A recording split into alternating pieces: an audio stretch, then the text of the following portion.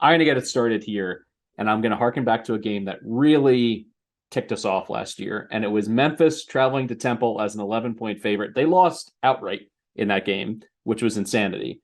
This is a revenge spot for them. They're at 19.5-point favorite. And here's the thing. I love teams that in the non-conference generate that fool's gold because when you look at Temple on teamrankings.com, on the Action Network, we have all the color coding for success rate, all these things. Top 10 against the pass for the Owls, 18th in sack rate, third nationally in third down defense. The last 3 weeks, they've led up 14, 16, and a shutout. But then you dig into it. They played Lafayette, dead last in the FCS in total offense. They stink. Rutgers, 97th in the FBS in total offense. And then UMass last week, 128th. I would expect any defense worth its salt to put up some really good numbers. Now, here comes Memphis. Tigers have combined for 125 points in the last 3 weeks. They got a three-headed monster in their backfield, Thomas Ducker and Asa Martin, the former Auburn transfer. And Seth Hennigan's back up to his old tricks from last year, really taking a step forward, 8-1 touchdown to interception ratio. We discussed it at length during the AAC preview. How would they replace Calvin Austin III? They've done a piecemeal. Rogers, Lewis, Ivory, all 12-plus catches throughout the season. And kind of a breakout star and kind of a position that doesn't get utilized all that much in college football today at tight end. Caden Priestcorn, 4 touchdowns already this season. I think they're going to score a lot of points in this game. And when you turn around and you look at the Temple offense, they're piloted by a freshman, E.J. Warner. He takes over 11 for 22 with 2 picks against UMass, a 29 QBR. That is rough. And of course, Temple can't run the ball, 2.8 yards per carry. So I think there's a very small chance that this is even a game at halftime. The fact that it's 19.5, Memphis is not going to overlook them given what happened last year. I think Memphis is going to be able to run the ball at will. And I don't know. I think Temple, as fortunate as they have been with their scheduling, I think this is a game that they plummet back to earth. The last time you're going to get a good number fading the Owls. Where are you on Memphis? I know that it's a little bit tricky to handicap them because they're not as dynamic without Austin III. Their running game has been good, but not great. Do you think this is the time to hop in on the Tigers? I'm still a little scarred by Memphis just 'cause I feel like I'm always wrong on them. I feel like they're one of those annoying teams that plays down to bad competition, but then they look really good against good teams, bad against bad teams. So they're kind of an annoying team for me. But they should be able to flex on Temple. It's just I'm not betting it because I don't trust them to do it, but they should certainly be able to because I agree with you. Temple stinks. I mean, they look better with Kurt Warner's kid in there. I mean, Dwell Mathis was really bad, but they're still bad. And I think Memphis should be 20 points better than them. It's just, will they play 20 points better than them? All right. What are we adding on for your first G5 High Five edition?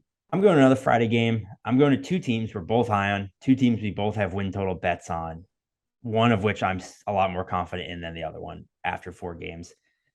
I'm taking Tulane plus 2.5 at Houston. I'd love to get that 3, but I would take it at 2.5. I love Houston, but they're making me nervous. They've been playing with fire. They're 3-1. They have not looked good in a single game this year. They went to 3 OTs against UTSA. They were outgained 441 to 344. They went to 2 OTs against Texas Tech, were outgained 468 to 353. They got crushed by Kansas, who should be ranked, by the way. And they beat Rice by 7 after returning a fumble for a touchdown late in the 4th. Rice isn't any good. They've allowed over 330 passing yards in 3 of their 4 games. The only didn't was Kansas, who just ran it down their throat. Tulane is 11th in the country in pass play rate. They're 2nd in the country at passing explosiveness. Michael Pratt has tossed 7 touchdowns, has 5 different players averaging at least 25 yards per game. They're 9th in the country in rushing success. They're using Tyjae Spears and Michael Pratt's legs terrifically. Tulane's offense, they're 1st in the country in explosiveness. They're 12th in success rate. And this Houston defense is just 94th in the country at success rate. And they just lost their best player. Edge rusher Derek Parrish is out for the season. He's their best player. Sack Ave, they already lost. They lose two of them to the NFL draft last year. Parrish was their big returning guy. Now he's out for the year. This entire Houston team is Clayton Tune and Tank Dell, who are both awesome, but they cannot run the ball at all. Tulane is 21st in the country at success rate against the pass. And going back to my, fate of Middle Tennessee property, Tulane upset Kansas State. Then they dropped the dud to Southern Miss. They outgained Southern Miss 450 to 250. But I mean, there's two blocked. They got a block punt and a blocked field goal and another missed field goal. They could easily be 4-0. I agree with you there. And they threw a late pick six in the second half. I like them to bounce back here. I think they win this game. This is almost going to be my underdog, but we have not won a single underdog. So instead, I'm making it the high five. I like Tulane. I think they win this game. I have both win total over, so I'm happy either way. But Houston is making me very nervous, where I love what I've seen from this Tulane team. Oh, absolutely send this one. Tulane's winning this game. I've seen this movie before with Dana Holgorsen. They're 2-2 on the season. They had all these New Year's Six aspirations, maybe being a top 10 team if everything broke correctly. Now, emotionally, he mentioned in the post-game press conference a few key things. One, they have 7 starters that are either out or dinged up headed into this game. I know they're one of the best G5 teams, but nobody has the kind of depth to be able to weather those kind of issues. And then he gets into the Holgorsen thing where he's like, I can't do anymore. These guys are undisciplined. What am I supposed to do about it? Stop making mistakes. They're 128th in penalties per game. You're the head coach, my man. And we saw this in his first year where half of his guys redshirted and went to the portal, and the whole season kind of fell apart emotionally. He's just not the locker room rally kind of guy.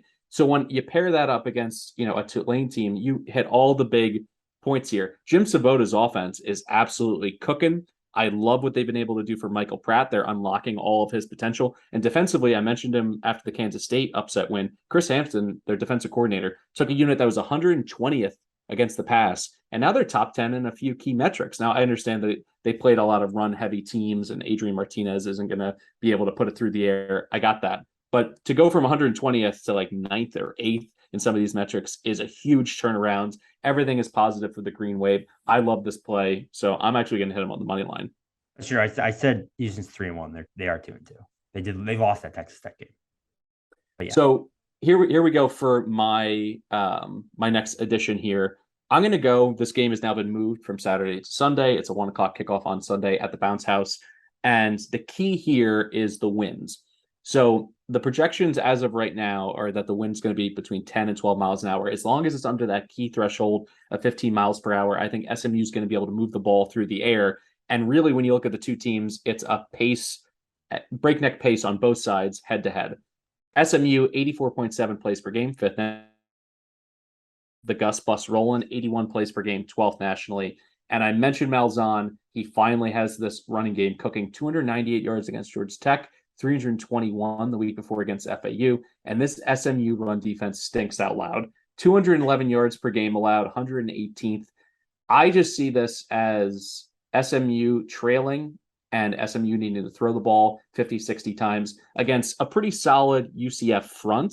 But their secondary, you can get them through the air. So 64.5 doesn't really scare me away. I will mention, prayers out to everybody with Hurricane Ian making its way through the Gulf and through Florida. But as long as there's no lingering factors in terms of winds or any rainstorms, it doesn't look like there will be on Sunday. I think this is a nice play for the over. And I actually think because of the weather implications, we could see this number come down a little bit. So I may wait closer to kickoff to go ahead and hop in on this AAC over. These are two teams that we were bullish in different degrees on during the preseason. What are your thoughts now that there's 4 or 5 games on tape?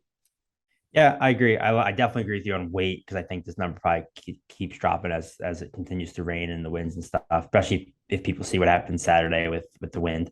Yeah, I like it. I like what both teams do offensively. I do think, Plumlee, I would like to see a little bit more from his arm, but he has shown, with his legs, he's super dangerous. Bowser's great back there. And I agree with you about they're a lot better up front than I think they are on the back end. At least they have been so far this year. For my next pick, I'm going with Troy plus 5.5 at Western Kentucky. Before I talk about this game, I do want to give a shout out to Western Kentucky. Obviously, we've been bulletin board material for them all year.